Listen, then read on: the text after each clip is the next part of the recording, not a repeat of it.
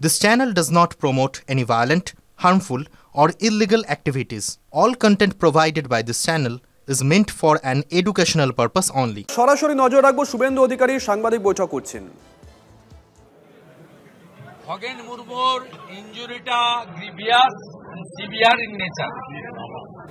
ওনার আজকে যে এমআরআই এবং স্ক্যান হয়েছে তাতে এখানকার যে সেন্সিটিভ হাড় আছে এটা কমপ্লিটলি বাজেভাবে ফ্র্যাকচার পাওয়া গেছে। আমি মেডিকেল বোর্ডের সঙ্গে মিটিং করলাম, তারা বললেন আমরা ওটিও করতে পারি অথবা 6 সপ্তাহ ট্রাকশন দিয়ে ওষুধে আমরা এখানে কমপ্লিটলি কথা বলা বন্ধ করে আমাদের আন্ডার হসপিটাল প্রিমিসেসে রেখে আন্ডার ট্রিটমেন্ট তাকে ঠিক করতে হবে। বাড়িয়ে আমরা এখানে কমপ্লিটলি কথা বলা বন্ধ করে আমাদের আন্ডার হসপিটাল প্রিমিসেসে রেখে আন্ডার ট্রিটমেন্ট তাকে ঠিক করতে হবে।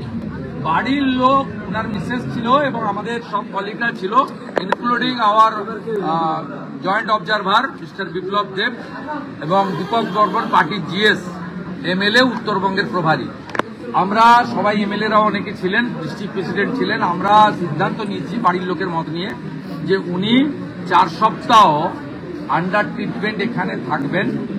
তারপরে স্ক্যান করার পরে ডাক্তারবাবুরা যদি মনে করেন বেটার ওটি করতে পারেন, নইলে আমরা বেটার ট্রিটমেন্টের জন্য দিল্লির এইমসে নিয়ে যাব।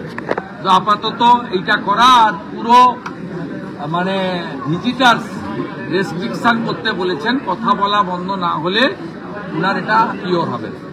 এই একটা পার্ট গেল। অত্যন্ত পরিতাপ দুঃখের সঙ্গে বলি, নো অ্যারেস্ট, এখনো পর্যন্ত কোনো অ্যারেস্ট হয়নি। এবং এই রাজ্যের মুখ্যমন্ত্রীর যে মানবিকতা নেই অনেক আগে প্রমাণিত হয়েছে। কালকে দুজন, একজন এমপি একজন এমএলএ ইনজোর্ড হয়েছে।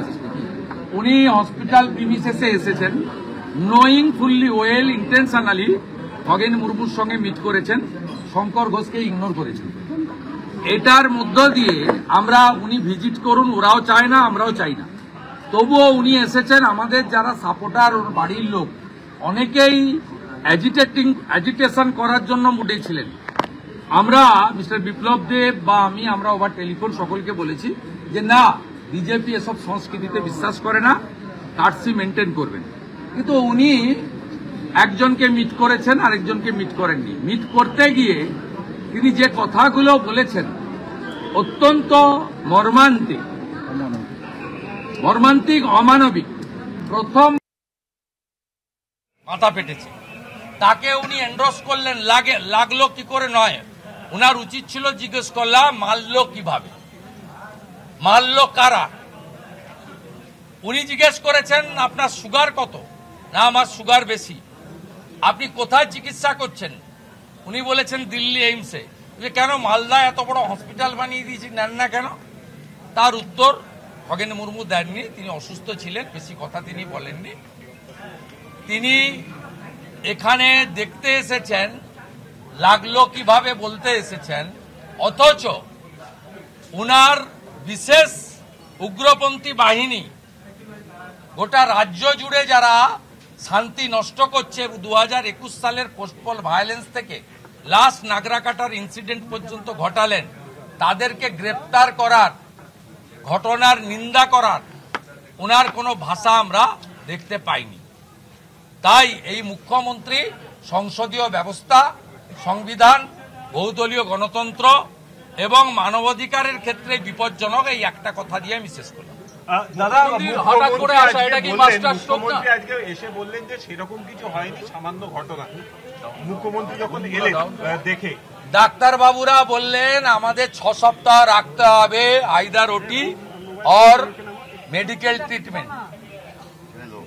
এবং উনাদের কালকে স্ক্যানে প্রাইমারি এসেছিল, আজকে যে ওনারা স্ক্যান এমআরআই করেছে তাতে ক্রিস্টাল ক্লিয়ার এসছে এখানে ফ্র্যাকচার হয়ে গেছে। ইটস এ ভেরি সেন্সিটিভ বোন। একজন এমপি এমএলএ কে মারা হলে এটা নরমাল ঘটনা। 30-40টা কনভয় নিয়ে ঢুকছে, মানুষ ক্ষিপ্ত, ফলে এরকম ঘটনা ঘটে যাচ্ছে। 5 জন এমএলএ ছিল, 3 জন এমপি ছিল, 8খানা গাড়ি ছিল, আর 12টা মিডিয়ার গাড়ি ছিল। কে বলছে? যার জন্য 4 ঘন্টা রাস্তা বন্ধ থাকে, দড়ি ঘেরা থাকে এবং 250, 300, 400 গাড়ি নিয়ে যিনি বেড়ান, যার জোড়া হেলিকপ্টার আছে, জোড়া চার্টার ফ্লাইট আছে, তারপরেও রাস্তায় যখন বেরোন গোটা রাস্তাকে বন্ধ করে দিয়ে বেরোন, তার মুখ থেকে সব কথা মানায় না। আজকে মনোজোড়ায় গাড়ি আবার ভাঙচুর হয়েছে। CM has said that center is not releasing fund for flood relief and False, fabricated, fully political statement. More than 6,000 crore fund from Central Calamity Relief Fund already released by the Honorable Home Minister, Mr. Amit Shah. This statement is false, fabricated and malified intention. মনোজোড়ায় গাড়ি আবার আজকে ভাঙচুর করা হয়েছে। মনোজোড়ায় গাড়ি আবার আজকে 3 জনকে ইনজোর করেছে, একদিকে এইসব করে বেড়াচ্ছে, অন্যদিকে লাগিয়ে দিয়েছে।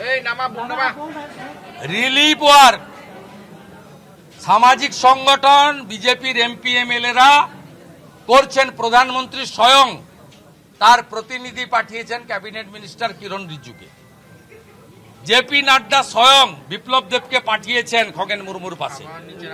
এর থেকে প্রমাণিত হয় ভারতীয় জনতা পার্টি উত্তরবঙ্গের জন্য কতটা মমত্ববোধ ফিল করে আর কতটা আমাদের সহকর্মীদের জন্য ভারতীয় জনতা পার্টি তার দায়বদ্ধতা বা তার যে দায়িত্ব পালন করে। আদিবাসী নেতাকে মারা হচ্ছে, তাকেও রেয়াত করা হচ্ছে না, মুখেই কি আদিবাসী প্রেম তৃণমূল? 26-এ এই রক্তের বদলা হবে, সুদ সহ বাংলা উসুল করবে। ভারতীয় জনতা পার্টি সরকার আসার পরে 24 ঘন্টার মধ্যে ব্যবস্থা হবে। ইতিমধ্যে মাননীয় বিপ্লব দেব বলেছেন এসটি কমিশন হস্তক্ষেপ করেছে, ওম বিড়লা মহোদয় স্পিকার হস্তক্ষেপ করেছেন, জলপাইগুড়ির এসপি দিল্লি যাওয়ার জন্য ডিজিপি রাজীব কুমার ব্যাগ গুছিয়ে রাখুন, স্পিকারের ডাক আসবে। যিনি কমপ্লেন করেছেন আমাদের মন্ডল প্রেসিডেন্ট, তিনি কলকাতা বেরিয়ে যাচ্ছেন।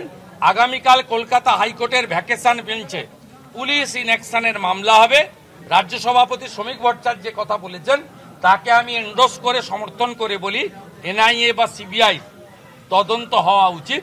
যারা ঘটিয়েছে, কোচবিহারে যারা ঘটিয়েছিল, সেম ক্যাটাগরির লোকরা এখানে ঘটিয়েছে এবং এরা বাংলাদেশের জামাত এবং আনসারুল বাংলার সঙ্গে এদের লিঙ্ক আছে কিনা খুঁজে দেখতে হবে ইন্ডিপেন্ডেন্ট সেন্ট্রাল এজেন্সি। মুখ্যমন্ত্রী বলেছেন কার্নিভাল,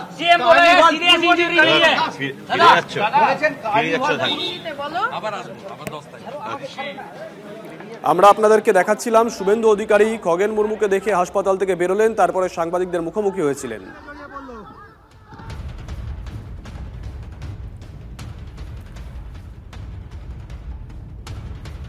সোয়া 5টা নাগাদ খগেন মুর্মুকে দেখতে হাসপাতালে যান শুভেন্দু অধিকারী, বেরিয়ে আসেন, সাংবাদিকদের মুখোমুখি হন।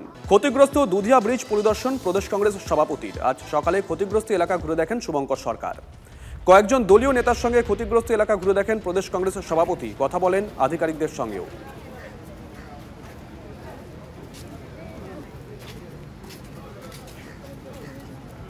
আমরা কেন্দ্রীয় সরকারের কাছে আবার আবেদন করছি, আপনারা একে জাতীয় বিপর্যয় হিসাবে ঘোষণা করুন এবং স্পেশাল প্যাকেজের ব্যবস্থা করুন। তার কারণ অফুরন্ত রিলিফের প্রয়োজন। জীবন, জীবিকা, ঘর বাড়ি সব চলে গিয়েছে। এক ভয়ঙ্কর পরিস্থিতির সম্মুখীন মানুষ। দলমত নির্বিশেষে সমস্ত রাজনৈতিক দল ভুলে, রং ভুলে সেখানে তাদের পাশে দাঁড়ানো প্রয়োজন। এবং আগেই আমি বলেছিলাম যে এই বিপর্যয়ে অল পার্টি মিটিং ডাকা প্রয়োজন।